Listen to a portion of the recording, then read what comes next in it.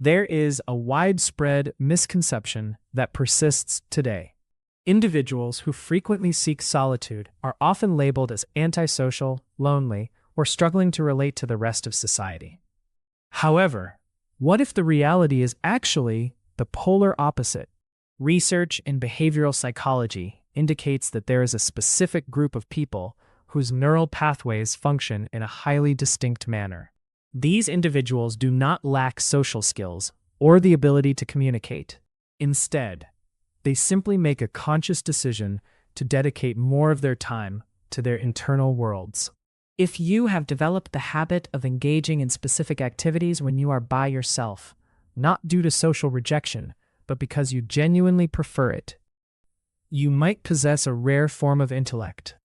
I am not necessarily referring to a massive IQ score, straight A grades, or the precocious skills of a child prodigy. I am talking about something much more subtle and profound, a hidden reservoir of wisdom that you might not have even recognized in yourself until now. Today, we are going to explore 7 specific behaviors that people with exceptional and rare intelligence tend to display only when they are alone. Stay with us until the very end, because the 7th point will fundamentally shift how you perceive your own personality. Point number 1. Maintaining patience with difficult questions. Reflect on the last time you encountered a truly complex dilemma. It might have been a major shift in your professional life, a friction point in a private relationship, or even a polarizing news event you saw on the internet. What is the typical human reaction to such things? Generally, it is a sense of panic. Our biological systems are hardwired to despise ambiguity. Unclear circumstances feel like a threat to our safety. To soothe this internal tension, our survival instincts urge us to grab the very first explanation that sounds plausible, or to simply adopt the opinion of the majority so we can feel secure and move on. However, you operate differently. In your moments of solitude, you do something that contradicts that basic human drive. You allow the question to remain unanswered in your thoughts.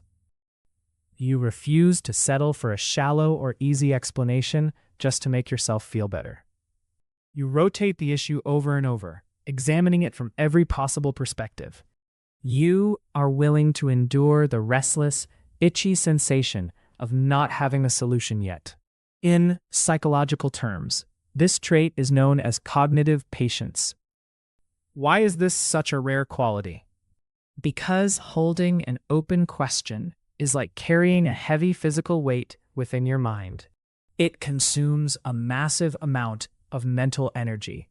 By default, the brain wants to drop that burden as quickly as possible to find relief.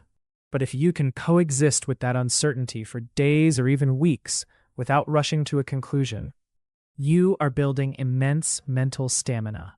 This does not imply that you are indecisive.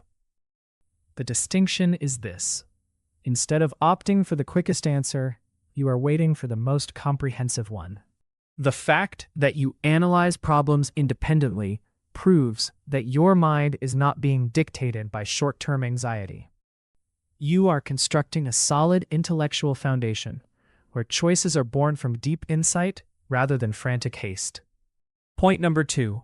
Challenging your own personal beliefs. We currently live in an era where everyone is desperate to protect their own ego.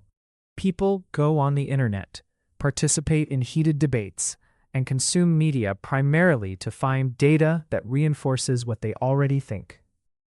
This is known as confirmation bias. Most people spend their private time reinforcing their own rightness, comforting their pride, or rehearsing clever insults to win future arguments. Yet, if you possess a deep level of intelligence, your behavior when alone is exactly the opposite. You do not spend time flattering yourself. Instead, you interrogate yourself. You intentionally adopt the perspective of someone who completely disagrees with you to see if your own logic has any cracks. You ask yourself, what if I am actually wrong? Is there any proof that my current perspective is flawed? Researchers call this habit active self-criticism. It is a difficult path to take, because admitting your beliefs might be incorrect feels like rubbing salt into an open emotional wound. But you do it instinctively, in the quiet, without anyone prompting you. You do not debate yourself to feel small or insecure.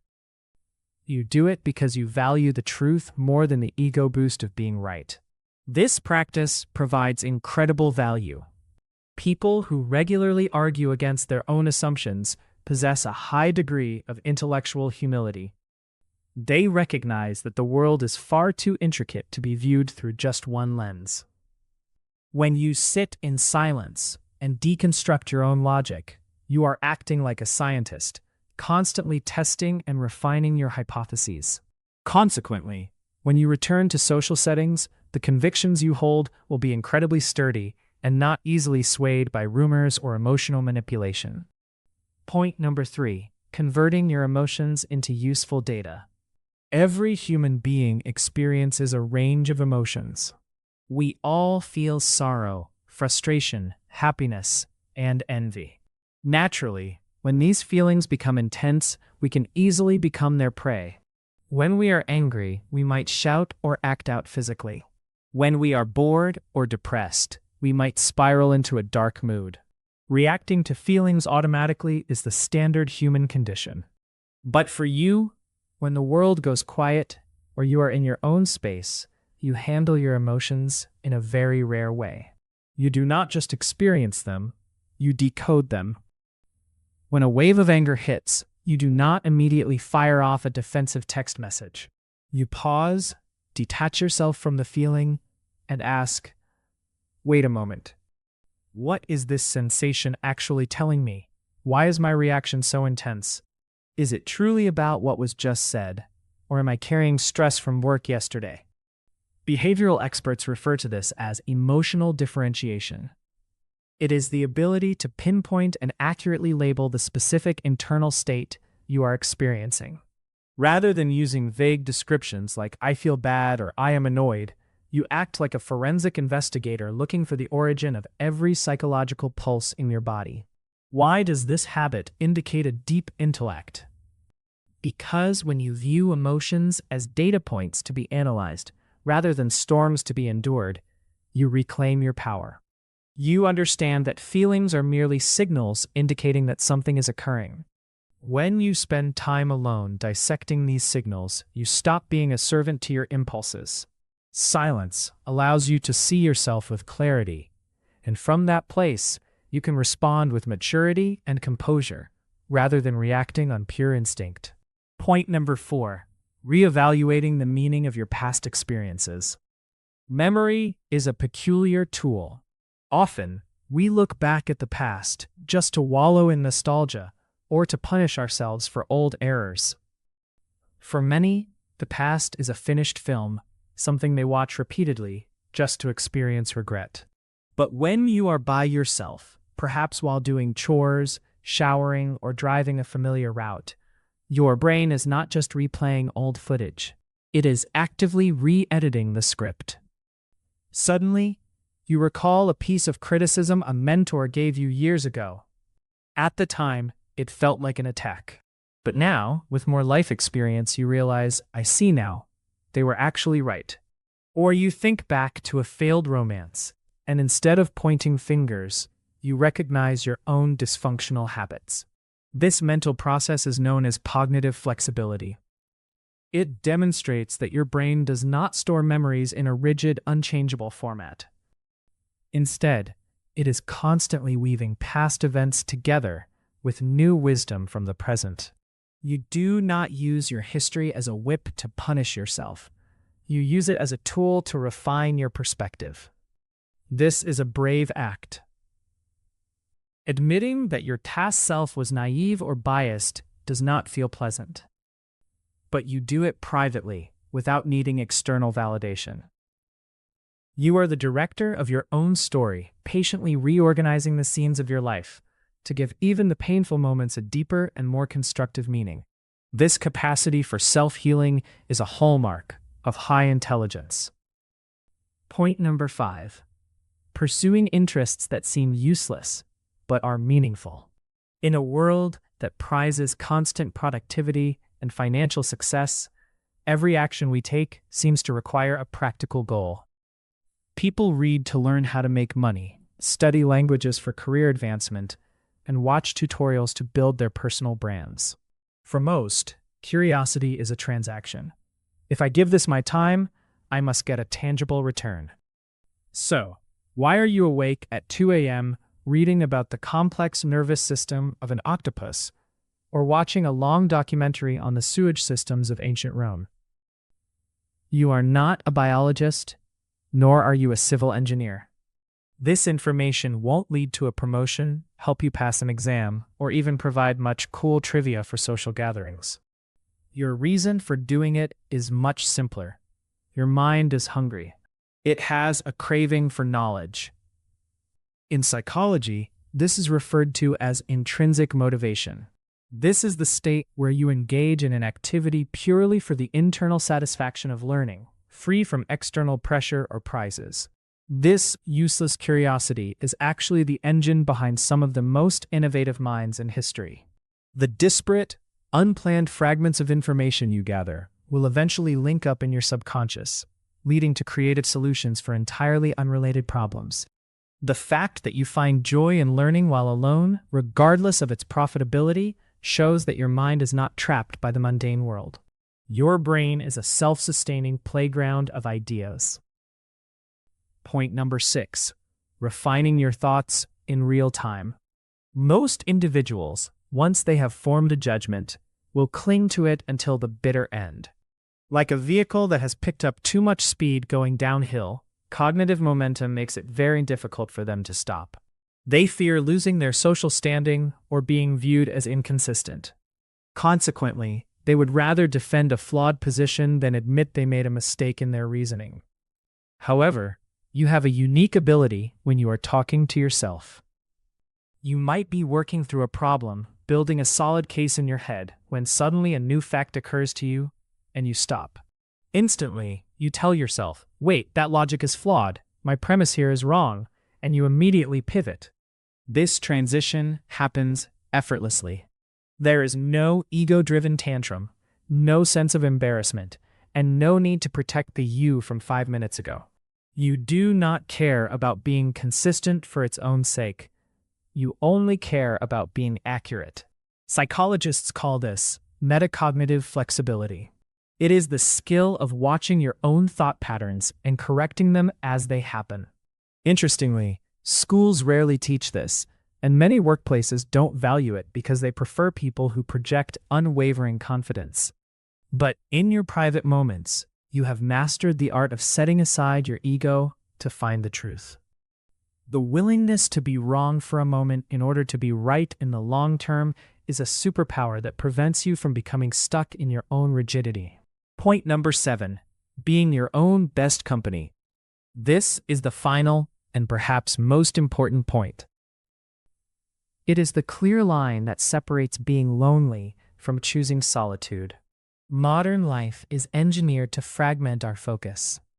Devices, social platforms, and the endless cycle of news bombard us from dawn until dusk. Many people are terrified of silence. They cannot endure sitting in a quiet room without background noise, television, or a companion. To them, stillness feels like a void. They feel a constant need to stay busy or keep their eyes glued to a screen just to fill the mental space. You, however, are different. Taking a walk in nature without your smartphone does not feel like a chore. It feels like a gift. Sitting quietly with a cup of coffee, doing absolutely nothing, no reading, no music, just observing the thoughts that drift by, gives you a profound sense of tranquility. It feels like returning home. In psychology, this is known as autonomous cognitive engagement. It means your internal life is rich and interesting enough to generate its own fulfillment. You do not need to import noise from the outside world to feel okay. You don't mistake the shallow buzz of social media for actual deep thought. When your mind is a welcoming and vibrant place, silence is no longer a vacuum. It is a space filled with potential and insight. This is why you can spend long stretches of time alone without ever feeling isolated. You have cultivated the most important relationship of your life, the one with yourself. This mental self-sufficiency makes you a very stable person. You do not crave the validation or attention of others. You choose your social circles based on genuine connection, not out of a desperate need to escape yourself. We have now covered all 7 characteristics. How many of these descriptions made you stop and think, that describes me perfectly? These traits are not loud or obvious. They manifest in the quiet corners of your life, during late-night commutes, in empty rooms, or during those hours when you are awake while the world sleeps, requiring no applause. The people around you might not see the complex machinery of your mind, but that doesn't make it any less significant. We point out these signs not to suggest superiority over others. Life is not a competition of who is the smartest. The true goal here is self-awareness and self-acceptance. You have likely spent a lot of time wondering, why do I prefer my own company? Why don't I like loud social scenes? Why am I always overthinking things? Now you have an answer. That quiet nature, that depth of thought, and those unique interests are not defects. They are the evidence that your mind is working at a high level every single day. In its own way, it is molding you into a person who knows how to question themselves, who isn't easily swayed by the crowd, and who has the depth to be kind to both themselves and the world. True intelligence has never been about lecturing others on complex theories. It is about the ability to understand your own heart and mind when no one else is watching. The most profound brilliance is rarely announced by the loudest voice, but is quietly cultivated in the depth of solitary moments. Your preference for silence over chaos is actually a clear sign of a highly active and beautifully intricate inner life. You no longer have to feel guilty for skipping crowded rooms to protect the peaceful sanctuary of your own space. Release the exhausting pressure to prove your intelligence to a world that often confuses empty noise with genuine human wisdom. Which of your quiet, solitary habits brings you the deepest sense of peace when the rest of the world goes dark? If this resonated with you today, share a short sentence in the comments because your authentic voice deserves to be heard. May you continue to explore and find immense comfort in the brilliant quietude of your beautiful mind.